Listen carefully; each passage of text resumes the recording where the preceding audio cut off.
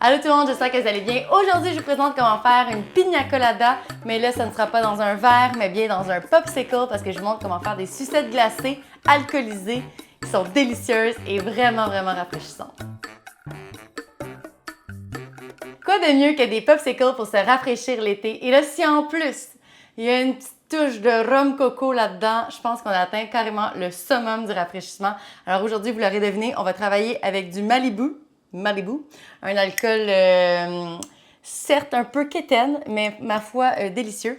Et on va avoir besoin d'un mélangeur pour faire la recette et d'un rack à sucettes glacées si vous voulez mouler vos sucettes. Alors, on va commencer avec des ananas congelés. Alors, moi, j'ai congelé les miens parce que j'en avais plusieurs à la maison.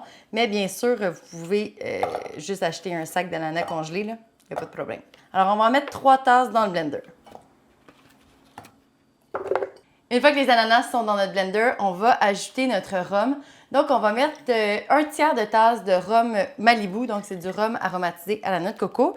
Et là, c'est important de ne pas mettre plus d'alcool qu'un tiers de tasse parce que de l'alcool, ça ne gèle pas. Donc, si vous en mettez trop, vos popsicles vont rester mous, ils ne se tiendront pas. Alors, on verse un tiers de tasse. On va poursuivre la recette avec un tiers de tasse de lait de coco. Alors, le lait de coco, c'est celui qui est dans la canne que vous pouvez trouver partout. Donc, même chose, un tiers de tasse dans notre blender. On continue notre recette en ajoutant de l'eau parce que de l'eau, c'est ça qui va nous aider à faire figer vraiment notre popsicle. On veut encore une fois pas que ce soit un sorbet, on veut que ça se tienne sur un bâton. Alors, on ajoute une demi-tasse d'eau. Et voilà.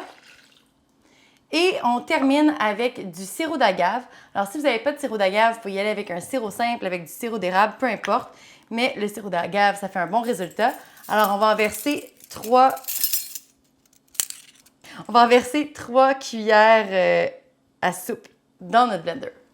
Une fois que tous les ingrédients sont dans notre mélangeur, eh bien là, évidemment, on mélange jusqu'à l'obtention d'une texture lisse, homogène et sans petits grumeaux. Une fois que c'est mélangé, on vient remplir nos moules à popsicle. Donc, un par un avec minutie. Alors, je vais mettre mes petits bâtons. Et voilà, quand c'est fait, il reste l'étape la plus difficile, c'est-à-dire attendre que ce soit prêt. Alors, je vais les placer au congélateur toute la nuit parce que je veux vraiment qu'ils soient bien figés et je sais que c'est vraiment tentant d'aller voir avant, mais ça vaut pas la peine. Attendez qu'ils soient prêts. Alors, je les mets, je vous reviens demain avec la garniture parce qu'on va ajouter un petit peu de coconut là-dessus pour donner un look extra wow. Et je vous reviens aussi avec la dégustation, mais j'ai vraiment l'impression que ça va être délicieux. On est déjà le lendemain et même si je suis habillée pareil, je vous confirme que c'est le lendemain parce que mes popsicles sont prêts. Alors, ce que vous allez avoir besoin pour la garniture, c'est d'un bol avec du sirop simple et d'un autre petit bol avec de la noix de coco râpée. Première chose, je vais essayer de démouler mes popsicles. Trempez votre popsicle dans le sirop simple d'abord pour que ça colle. Et ensuite, vous venez le mettre dans la noix de coco râpée.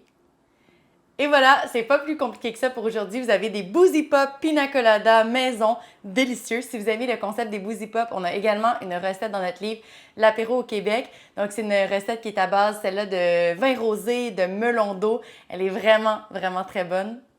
En tout cas, je dis ça, je dis rien, là. Mais je pense que c'est ça, c'est parfait pour l'été. Vous avez vu, c'est pas trop compliqué et je vous garantis que c'est délicieux.